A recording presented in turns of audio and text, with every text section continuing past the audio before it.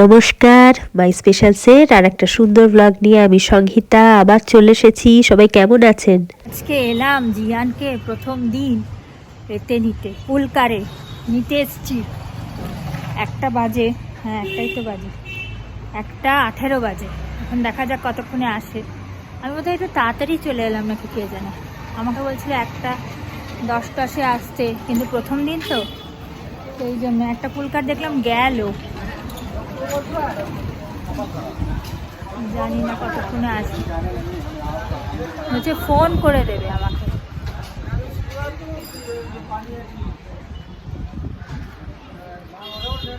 একটা বউ,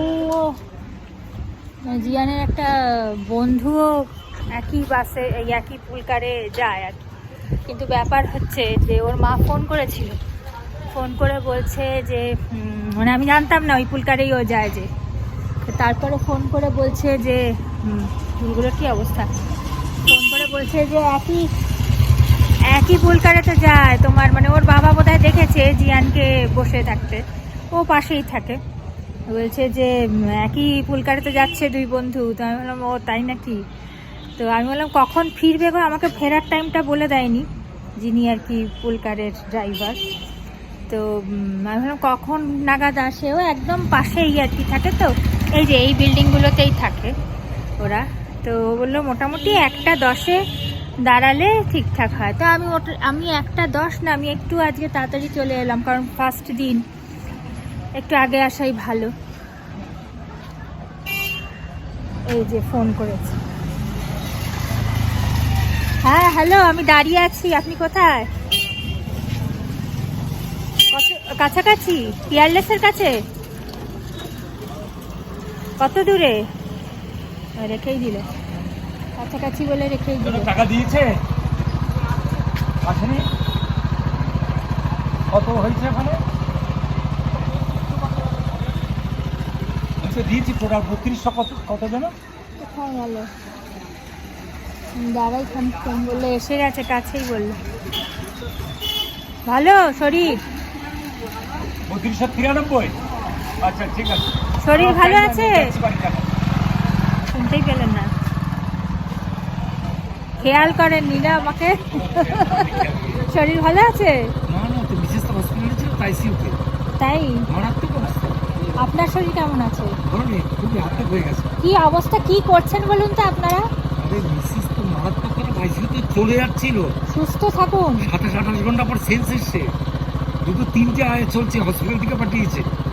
কি অবস্থা আমার, মানে কি যে চিন্তা, এত দূরে থাকি না, আমার বাবার তো কথা বলা বন্ধ হয়ে গেছে, কথাও বলতে এই যে তো আওয়াজ বেরোচ্ছে মুখ থেকে, একদম না।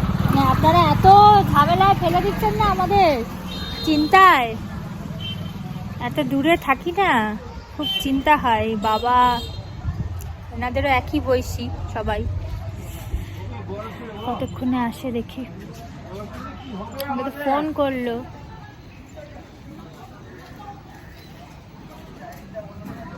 ভদ্রলোক আর আমার বাবা প্রায় সমবয়সী আর কি। আর উনিও ব্যাংকে ছিলেন, আমার বাবাও ব্যাংকে ছিলেন, আলাদা আলাদা ব্যাংক, তবুও মানে সমবয়সী, তো সেই জন্য ওনাদের দেখলেও খানিকটা মনে হয় যে না কাছাকাছি একজন, হয় না একটা ফিলিং যে বাবাকে না কাছে পেলেও, যদিও বাবা বাবাই হয়, তবুও মানে বয়স্ক মানুষদের যখন কাছে পাই কাউকে, তখন মনে হয় না বাবার মতনই কেউ একজন। তো ওই ব্যাপারটা আমারও ওরকমই হয়। একটু সেজে গুজে যাচ্ছে সবাই।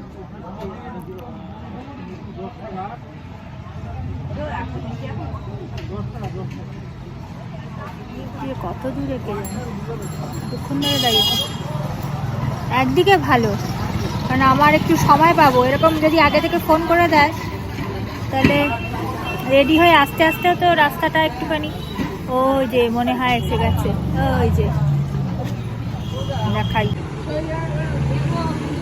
আসো, নামো। ও রায়ানও আছে। এই দরজাটা খুলবে কেমন করে? ও আসো, ব্যাগটা নাও।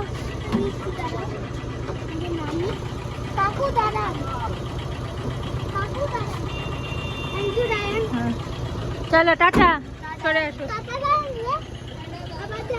টাটা। সে আগে আগে এগিয়ে গেছে কোথায়, ভালোই হলো। ও বন্ধু তুমি তাহলে আজকের ব্লগটা এখানেই শেষ করলাম। সবাই খুব ভালো থাকবেন, সুস্থ থাকবেন, আনন্দে থাকবেন। কেমন লাগছে অবশ্যই জানাবেন। খুব শিগগিরই আর একটা সুন্দর ব্লগ নিয়ে সবার সাথে দেখা হচ্ছে।